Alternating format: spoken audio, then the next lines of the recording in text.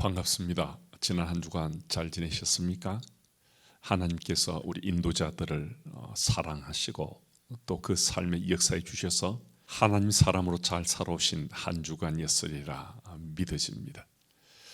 말씀 없이는 믿음의 삶을 살기 어려운 게 우리의 실제 삶인데, 우리 인도자들이 말씀과 더불어 살아왔던 지난 삶의 나의 스토리를 먼저 기아씨 가족들과 나누시면서 기아씨 모임을 오픈하시면, 그러시면 주로 인한 기쁨 감사함이 차고 넘치는 이번 주 교자씨 모임이 되리라 믿어집니다.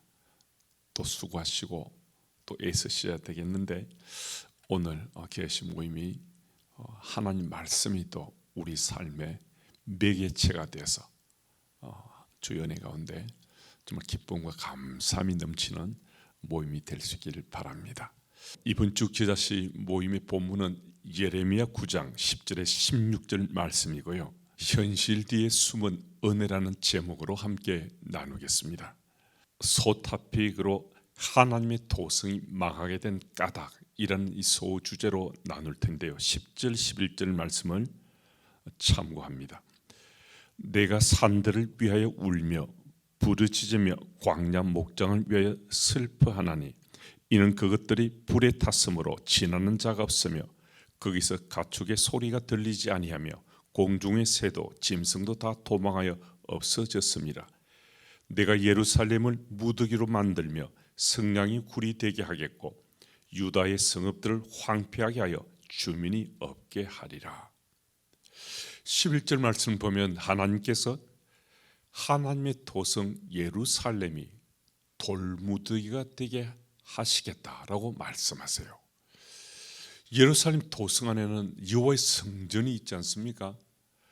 여호와의 성전이 있는 그 도시를 하나님께서 황폐하게 만드시겠다라고 말씀하시는 거거든요. 승냥이가 살게 하시겠다라고 말씀하셨습니다. 왜 이 하나님의 도성이 이처럼 망하게 되고 마는 것인가? 여러분, 하나님의 도성의 특파선, 하나님의 말씀이 중심이 된 예배로 이루어져 가는 거거든요. 그런데 그들에게 영과 진리로 드리는 예배가 사라졌습니다. 형식적이고 기만적인 예배는 드려졌지만은 하나님 앞에 삶을 온전히 드려 예배드리는 영과 진리로 드리는 예배가 이스라엘 민족 공동체에 사라지기 시작했을 때 점점 그 도성은 망하는 길로 치닫게 됐다는 것입니다. 여러분, 오늘 우리 삶의 자리에도 이 마찬가지인데요, 우리 예배드림이 영과 진리로 예배드리지 않고 습관적으로 형식적으로 예배를 드리다 보면 어느 순간 내 인생도 그렇게 황폐해지고 또 척박해진 내 삶의 자리로 인해서 결국 우리도 망하는 길로 치닫게 될 수 있다는 것입니다. 그래서 우리가 예배를 드릴 때는 반드시 영과 진리로 내가 예배를 드리고 있는가, 스스로 자기 진단하는, 그런 자기를 점검하고 확인하는 그런 자기만의 진단법을 가지고서 오늘도 하나님 앞에 예배자로 나가야 됩니다. 그러지 않으면 익숙해진 가운데 예배 드리고서 별 감동도 없고 또 내 믿음의 삶의 자리에 자기 성찰도 이루어지지가 못해요. 그래서 일상 속에 예배 드리는 것은 이미 우리 삶이 되어버렸는데, 진정 영과 진리로 예배 드리고 있는지 말씀에 비추어서 자기를 진단하고 점검하면서 예배 드릴 때 우리는 하나님 나라 백성으로 기본기를 우리가 갖추면서 예배자로 주께 나갈 수 있습니다. 그래서 오늘 우리가 영과 진리로 주께 예배드리면 우리 인생이 정말 복된 믿음의 삶을 살 수 있고 또 하나님 나라 백성으로 흔들림 없이 신앙의 자리를 잘 지켜갈 수 있습니다. 두 번째 소타픽은 우리 대적은 밖이 아니라 안에 존재한다는 소주제인데요, 12절에서 14절 말씀을 제가 읽겠습니다.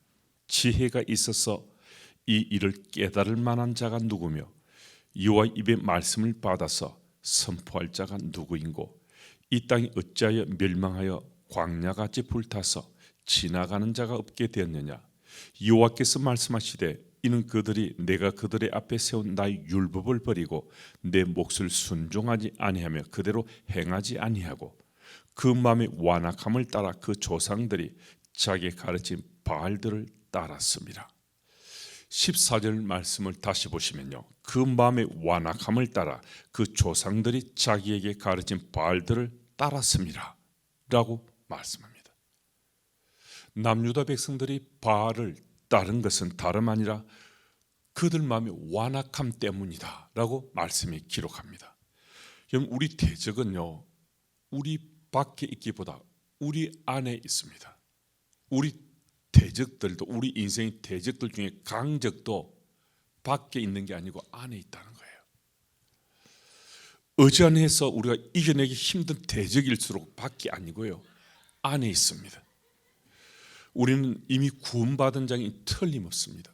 여러분과 저는 구원받은 하나님 나라 백성으로 오늘도 살고 있습니다. 하지만 우리는 아직 완성된 존재가 아니거든요.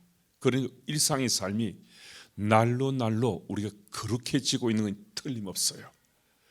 우리가 미끄럼질하고 타락할 수도 있지만은 다시 한 번 더 우리 일깨움 받고 오늘도 믿는 자로 살고 있기 때문에 날로 날로 조금씩 우리가 거룩해진다 할 수 있는데요, 이런 과정을 통칭해서 우리가 성화되어 간다라고 말하잖아요. 그런데 이 성화의 과정을 치열하게 거치고 있는 그 삶이 오늘 우리 믿음의 삶이지 우리는 완성품은 아니라는 것입니다. 그런데 이런 성화의 과정 속에 있을 때 우리는 때로는 잘못을 저지를 수도 있고 우리는 또 죄를 지을 수도 있습니다. 여전히 죄악의 습관을 우리가 못 끊을 수도 있거든요. 이건 사실 참 안타깝지만은 우리 현실일 수 있습니다. 그런데 우리가 이런 안타까움도 있고 아픔도 있는데 이것을 어떻게 해결해야 되는가? 이런 현실 문제는 제게도 있거든요. 제가 목사로 94년에 안수를 받았으니까 목사로 안수받고 났으면 30년이 더 됐거든요. 그런 가운데 살아왔음에도 제가 지금도 여전히 실수하기도 하고 때로는 죄를 짓기도 하거든요. 제 의지를 불태워가면서 죄를 짓고자 하는 것이 아니고 죄를 짓지 않으려고 정말 애를 쓰는 건 틀림없는데, 그런데 때때로 미혹과 유혹에 넘어가는 저를 보고 가슴을 치는 거죠. 그런데 우리가 이런 유혹에 넘어가기도 하는데, 근데 이런 유혹을 능히 이겨낼 수 있다는 거예요. 그러니까 사단의 공세를 능히 물리칠 수 있다는 거거든요. 어떻게 이것이 가능한가? 여러분, 어떻게 우리가 이런 미혹과 유혹을 이겨낼 수 있습니까? 이미 여러분들과 제가 체험한 거거든요. 경험한 거거든요. 이것을 이겨내는 해법은요, 우린 이미 믿는 자로 살고 있으니까 거룩한 갈망을 가지는 겁니다. 오늘 우리들이 거룩한 갈망을 가지고 믿는 자로 살고자 우리 마음밭을 채워가면 하나님께서 우리를 도와주신다는 거예요. 왜냐하면 거룩한 갈망은 하나님께서 말씀을 통해 우리에게 주시는 것이거든요. 말씀 그 자체로 파워풀한 능력을 가져요. 하나님께서 우리가 거룩한 갈망을 가지고 살고자 할 때 하나님 주시는 그 말씀이, 말씀 자체에 엄청난 능력이 있으니까 그 말씀을 가지고 사단의 공격을 능히 물리칠 수 있다는 거예요.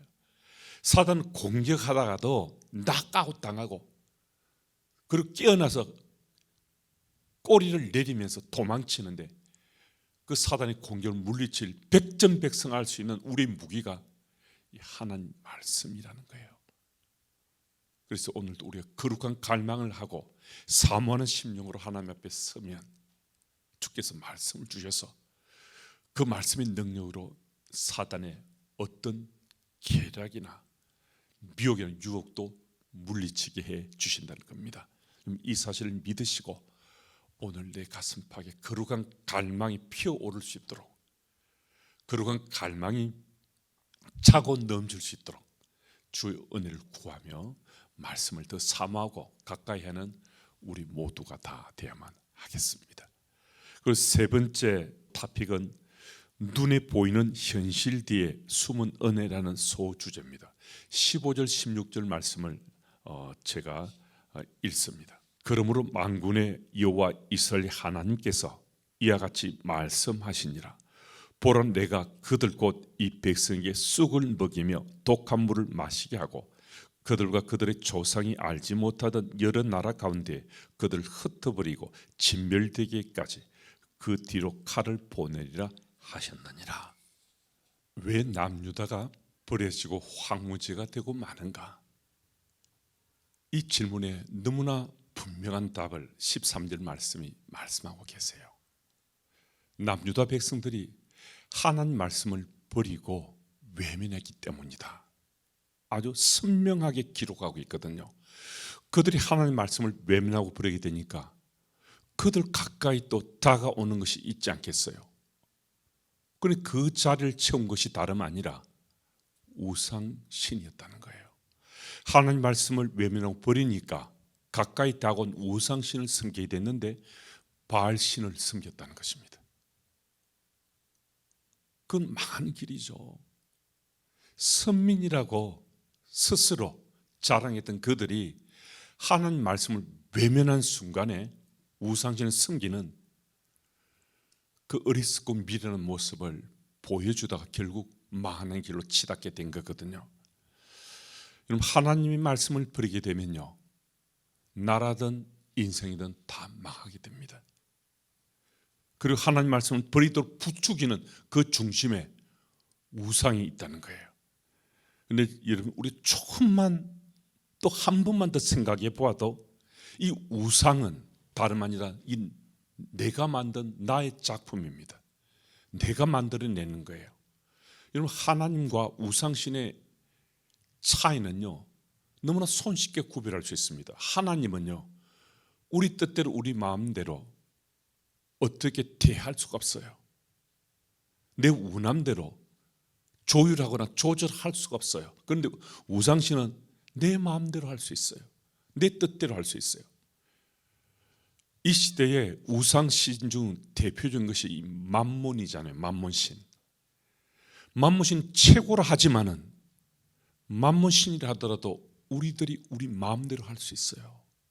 물질신은 우리에게 지금은 최고의 신처럼 거드름을 피우고 있지만은, 그러나 그 물질신 만몬신도 우리가 우리의 뜻대로 우리의 능력으로 때로는 능히 대처하고도 남음이 있는데, 그런데 하나님은, 여호와 하나님은 절대신이기 때문에 어떻게 우리 마음대로 할 수가 없어요. 조율할 수도 없고 조절할 수도 없어요. 그래서 여호와 하나님이 우리에게 말씀하시는 그 말씀만이 우리 인생길을 인도하는 길잡이다라는 이 사실을 우리에게 믿고 살게 하실 때, 그 말씀 믿고 살 때 내 삶의 자리가 정말 열악하고 힘든 상황 속에 있더라도 말씀을 붙잡고 살아가는 그 삶 속에는 능히 그 상황도 이겨내고 극복하게 해주시는데요, 말씀을 멀리하면 그 삶의 자리에 우상신이 탁 버티고 자리 잡아서 우리를 완전히 망하는 길로 치닫게 한다는 것입니다. 그리고 예레미야 기자는 우상신을 섬기는 이스라엘 백성들이 심판당하고 그들이 망하게 된다라고 말씀하는데요, 근데 눈에 보이는 것은 예레미야 기자가 말씀하는 것처럼 이거는 심판이잖아요. 분명히 심판당하다 말씀하는데, 그런데 예레미야 기자는 심판하시는 하나님을 말씀하지만은 또 구원하고 회복하신 하나님도 말씀하세요. 그러니까 예레미야는 눈에 보이는 현실 뒤에 숨어있는 하나님의 은혜를 발견하고 느낀 거예요. 그래서 심판은 분명히 심판인데 하나님께서 그들을 구원하고 회복하신다는 눈에 보이지 않는 은혜가 예레미야가 선포한 말씀 속에 배어 있더라는 겁니다. 그래서 오늘 우리의 삶의 자리에 눈에 보이는 현실이 우리를 고통스럽게 하고 우리를 정말 아프게 할 수 있습니다. 하지만 믿는 자로 살아온 우리들에게 하나님 말씀은 눈에 보이는 그 현실, 그 너머에 또 그 안에 숨어 있는 하나님의 은혜를 우리들에게 깨달을 수 있도록, 믿을 수 있도록 은혜 베푸신 하나님이시거든요. 그래서 보이는 현실 때문에 절망하거나 좌절하는 그런 삶이 아니라 눈에 보이지 않는 현실 속에 숨어 있는 주의 은혜를 헤아려 보시고 믿음의 용기 내어서 시간의 문제지 하나님께서 이 고난, 이 고통, 아픔 하나님께서 가시게 해주실 것이다. 이기게 해주실 것이다. 넘어서게 해주실 것이다. 이 믿음 가지고 오늘도 새 소망 가지고 현실 뒤에 숨어있는 은혜를 품고 은혜를 바라보고 살아가시는 여러분들이 다 되시기 바랍니다. 그리고 질문사항 같이 봅니다. 제가 읽습니다. 구원받은 그리스도는 살지만은 우리는 완성된 존재가 아니라 성화의 과정 속에 있습니다. 그래 때론 잘못을 저지르고 죄를 짓기도 하지만 죄로부터 자유하고자 발버둥칩니다. 어떻게 하면 죄의 유혹을 이겨내고 승리하는 삶을 살 수 있는가? 거룩한 갈망을 마음에 두고 살아갈 때 하나님께서 우리를 도우십니다. 왜냐하면 거룩한 갈망은 하나님께서 말씀을 통해서 우리에게 주시는 것이기 때문입니다. 말씀을 사모한 이 가슴을 한번 열어보시면 무엇이 보일까요? 아마도 그가 누구든 그분들의 가슴에 거룩한 갈망이 피어오르고 있음을 볼 수 있을 것입니다. 우리는 강력한 대적에 대해 그 대적이 여전히 우리 속에 있을 수 있지만 어떻게 그 대적을 이겨낼 수 있을지 함께 오늘 본문 말씀을 참고로 해서 나눠보시길 바랍니다. 세 가지 기도 제목으로 같이 기도하는데요. 제가 그 기도 제목을 먼저 드립니다.